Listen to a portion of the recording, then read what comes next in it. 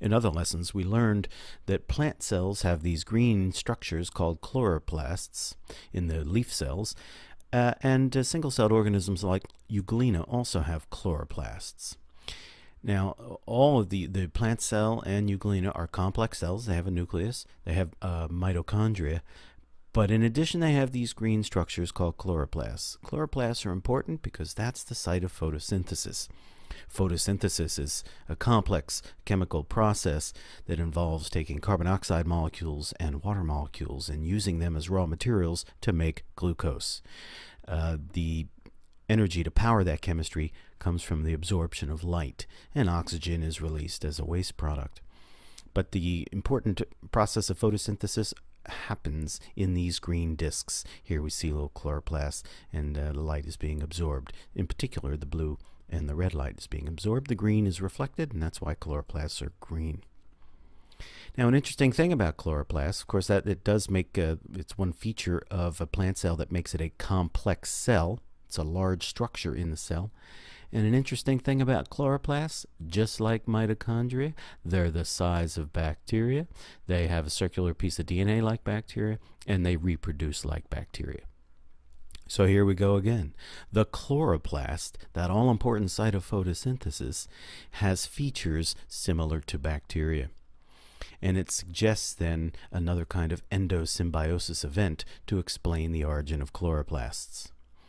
Now today, there are many different kinds of bacteria, and many of them can perform photosynthesis. For example, cyanobacteria.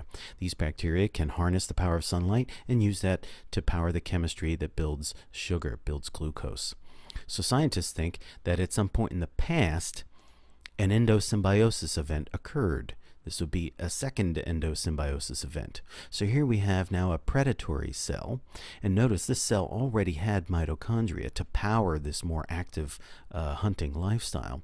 And like an amoeba, perhaps it tried to engulf a photosynthetic bacteria, in this case a cyanobacteria, but it failed to digest. Normally it would digest it in a food vacuole. Perhaps one day it escaped, it did not get digested, and it was able to continue living, as it were, to continue to perform photosynthesis within the cytoplasm of the larger predatory cell. So again, the idea is a mutual advantage. The photosynthetic bacteria gets protection from the big cell, to avoid being eaten and a steady supply of nutrients, etc.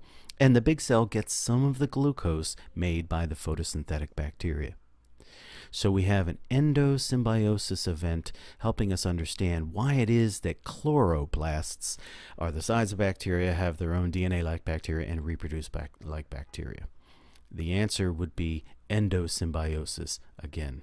So now let's put the two endosymbiosis events together in the same diagram. So we have time marching forward from left to right. Here we have the origin of life, and we have the evolution of lots of different kinds of bacteria. Some of those bacteria evolved the ability to perform photosynthesis.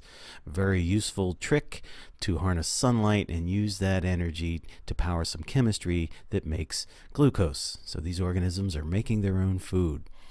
Other bacteria had to kind of make a different kind of living. They had to absorb nutrients. And here we see the first endosymbiosis event, where the small cell gets incorporated into the larger cell. And this would have been the origin of mitochondria. And that was a key step in the evolution of complex cells. So this cell here would be the common ancestor of all organisms that have complex cells. Some of these descendants would be single-celled organisms like amoeba, paramecium, and some of the descendants would be multi-celled animals, because animal cells are complex, but they only have mitochondria. They do not have chloroplasts. So the second endosymbiosis event then would have been this event here, where now a predatory type of cell, it can live a predatory lifestyle because it has energy, the energy from multiple mitochondria. A predatory cell then incorporates but fails to digest a cyanobacteria type of organism, a photosynthetic bacteria. This then would have been the origin of chloroplasts. So some of these cells went on to stay single-celled and evolve into creatures like Euglena, and other cells went on to evolve into multi-celled plants. And plant cells have both mitochondria and chloroplasts, and they can trace their ancestry back to this kind of endosymbiosis event. Now, it turns out the history of life is actually more complicated. There were multiple endosymbiosis events.